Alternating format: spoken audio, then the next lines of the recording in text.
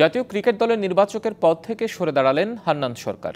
BCB পরিচালক নাজমুল আবেদীন ফাহিমের কাছে এরই মধ্যে 1 মাসের নোটিশে পদত্যাগপত্র জমা দিয়েছেন তিনি। জানিয়েছেন কোচিং ক্যারিয়ারে মনোনিবেশ করতেই এমন সিদ্ধান্ত তার। গত বছরের 12 ফেব্রুয়ারি নির্বাচকের দায়িত্ব গ্রহণ করেছিলেন হান্নান। বিসিবির সঙ্গে তার চুক্তি ছিল 2026 পর্যন্ত, কিন্তু 1 বছর না যেতেই এই দায়িত্ব থেকে সরে দাঁড়ালেন তিনি। চ্যাম্পিয়ন্স ট্রফি শেষ হলে আর জাতীয় দলের নির্বাচক হিসেবে দেখা যাবে না এই নির্বাচককে।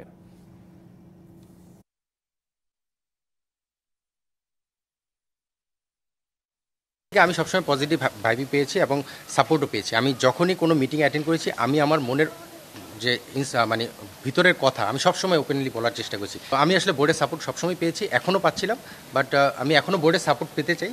যদি কোচিং করাতে চাই, আমি চাই বোর্ডের সঙ্গে কাজ করার ব্যাপারে ইন্টারেস্টেড। যদি বোর্ড মনে করে আমাকে দিয়ে কোচিং ক্রিকেট বোর্ডেই রাখা সম্ভব বা কাজ করা সম্ভব, সেটা থাকবে।